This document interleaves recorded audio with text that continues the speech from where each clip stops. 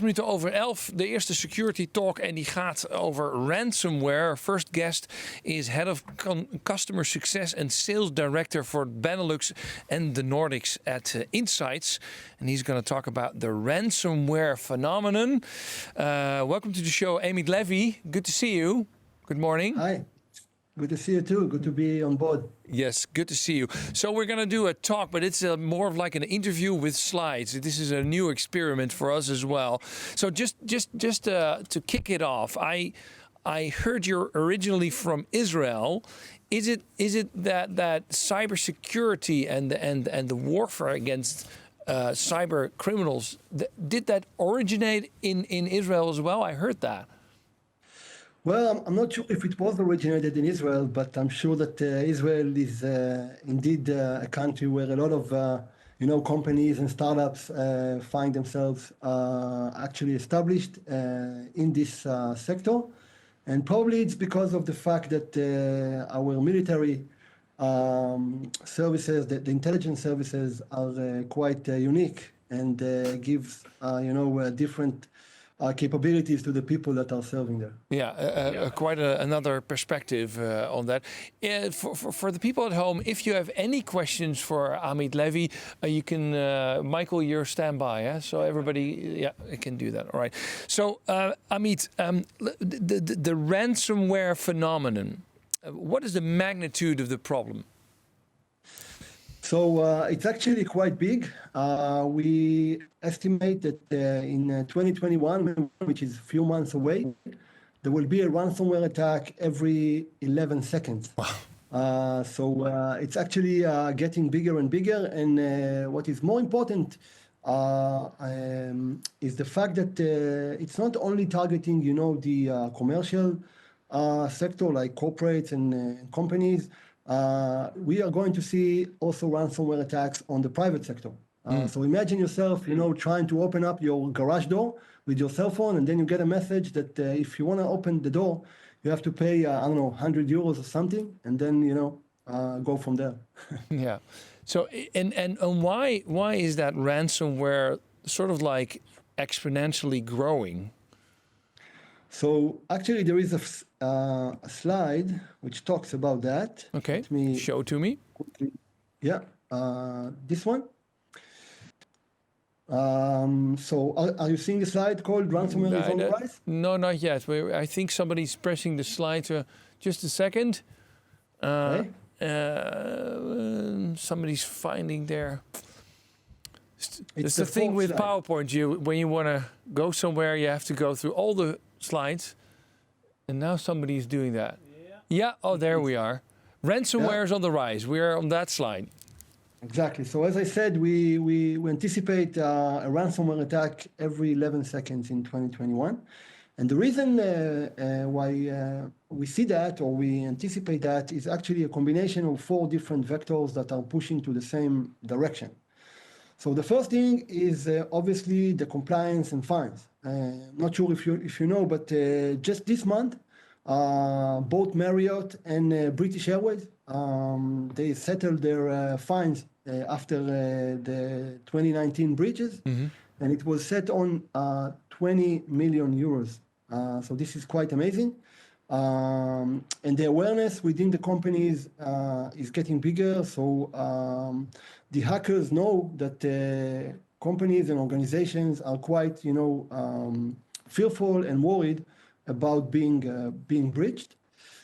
The second thing is obviously the Internet of Things. So everything becomes smarter. So your car, your phone, your washer, your home, everything is connected, and obviously it gives much more ways to exploit and to access. Another interesting fact is the cryptocurrency. So if up until a few years ago, in order to get the ransom, you had to somehow expose yourself. Using cryptocurrency, everything is untracked and anonymously, and basically you don't need to expose yourself in order to get. Right, Moskar, I see you nodding. This is you agree with this? Yeah, I definitely agree, Levy, because I think the developments in artificial intelligence are just one of the many tools that we have to prosper in our lives, also in privately, especially in our homes. But at the same time, those tools are also accessible for cyber criminals. Yeah. So I definitely agree with what you're saying. And because I meet you saying, well, we have the cryptocurrency, you can stay cloaked as a criminal, but is that really the case? Because it has a unique hash, and if you're going to spend these cryptocurrencies, it would be, for me, like you're traceable, or am I wrong? No, so basically you are wrong. Okay, thank you. Sorry for pointing it out, but using blockchain technology and other kind of techniques which we can dive into offline, maybe on the roundtable that is planned. Yeah. But obviously, using different e-wallets and different transactions, you can just keep anonymous. All right. Okay. So I heard, Amit, there's something like a ransomware as a service. Yeah. So, what is that? Again, this is the fourth, I would say, the fourth dimension of making ransomware so easy. So if up until a few years ago you had to be a very sophisticated hacker with some, technical skills and know your way around hacking systems, now it's getting quite easier. You just need to go on the dark web, and it's very easy to go on the dark web. You just need a specific browser for that. And if you go on the dark web, you just try to look for any black market that is offering ransomware as a service, and then you can either by subscription or for a lifetime buy the guidance and the tools. For a lifetime? That's... for a lifetime.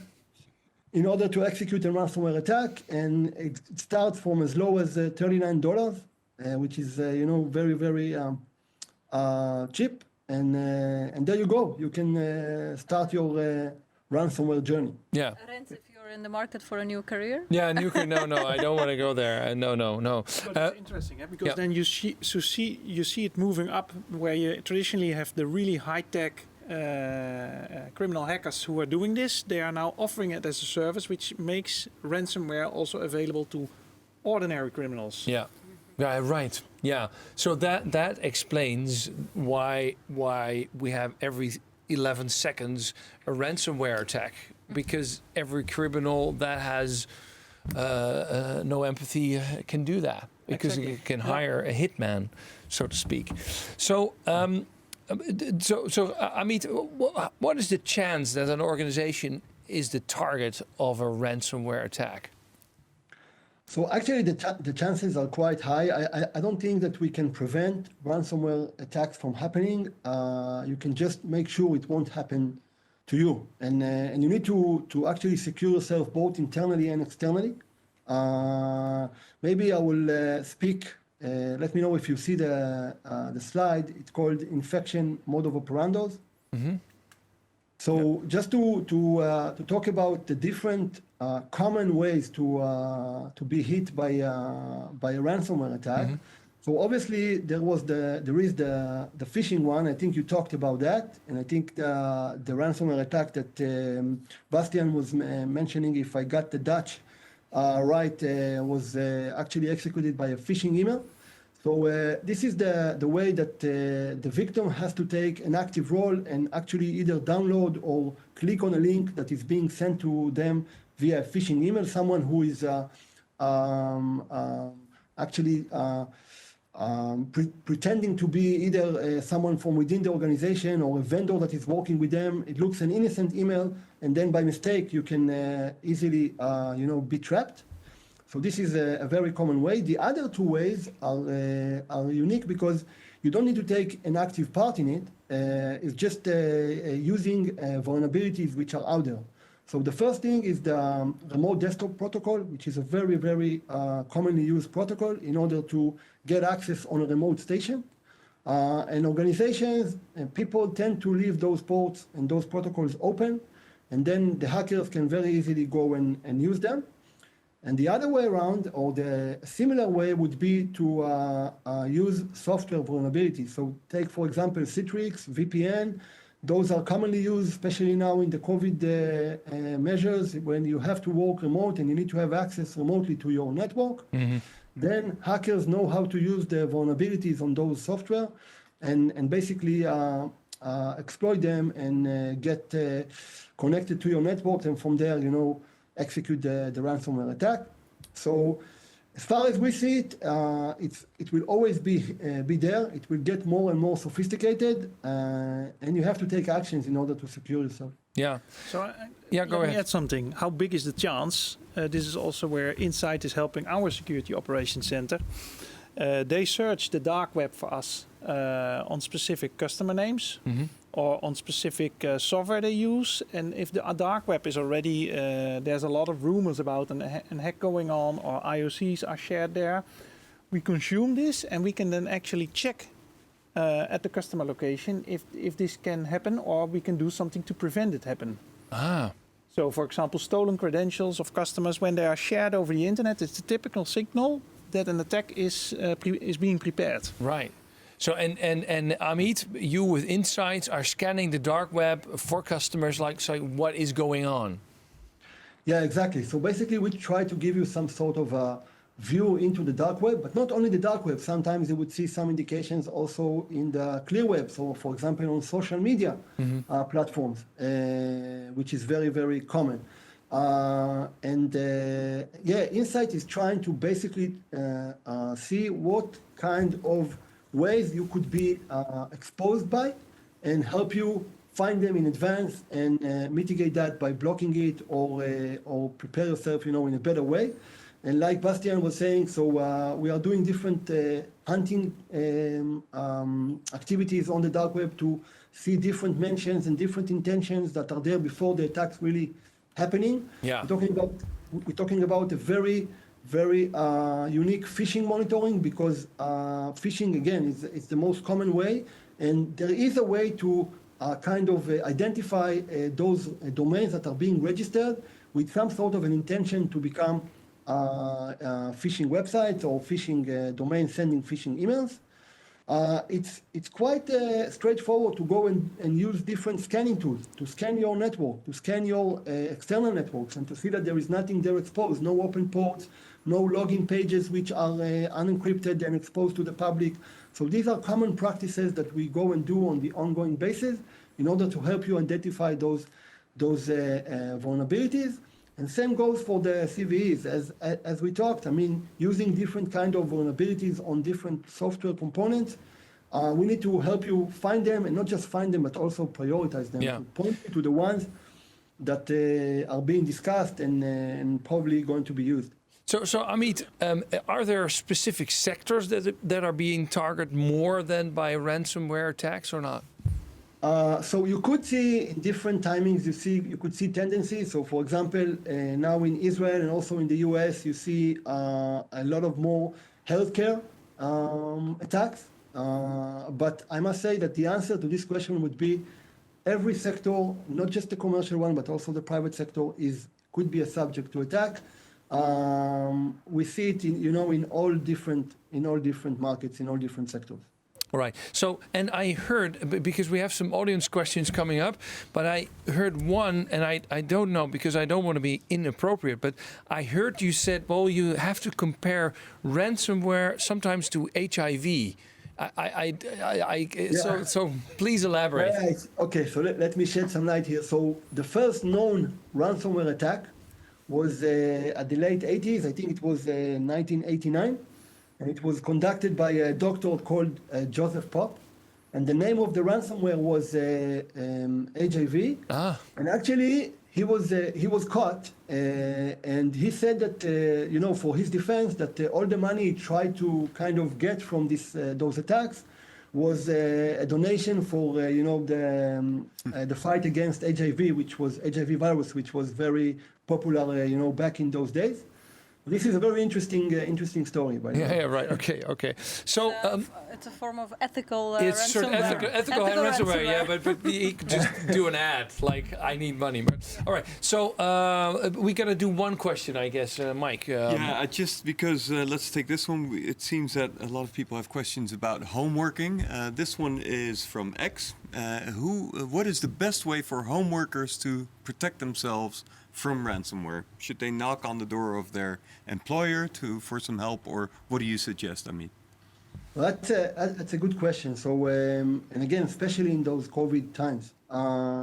So first of all, you need to make sure that the software that you're using is actually patched, and there are no open vulnerabilities which are out there, and there are different tools that can help you, identify those. I know that some organizations are taking very strict rules on what kind of software to use. And some software are, I would say, banned or not allowed in compared to the others. And also, again, and this is something which is very, very important, be very sensitive and make sure that every communication you get, either like an SMS on your iPhone or cell phone, or an email, organizational email, make sure that you really understand who is sending it, what is being asked there, and be very cautious about every activity you need to do described there. You have another question coming in. It's a good and that one. is, do hackers use the same kind of scanning tool as you do to look for their next victim? Do you share the same tools? Well, yeah, we assume that they do. I mean, some of the tools that are commonly used are actually could be used by anyone. The subscription for those tools could be something which is very achievable. So we imagine that, the scanning tool that they're using are part of the things that we're using, not only, but for sure. All right. I mean, thank you very much. You wanted to respond just a short one? Especially for the homeworking. If you still have the idea that you can be vulnerable for yourself, for your kids, if you switch to a free service which is called OpenDNS, you get the same level of security which we offer at the moment to hospitals. And OpenDNS is a free system that every time you ask for a web page, it will do a double check if this is a criminal site or not. And if it's a criminal site, you just get a warning. A warning page. Be careful, you are now connected. Free service. Free service. OpenDNS. I mean, thank you very much. We'll see you we'll see you back in the panel. Thank you for now.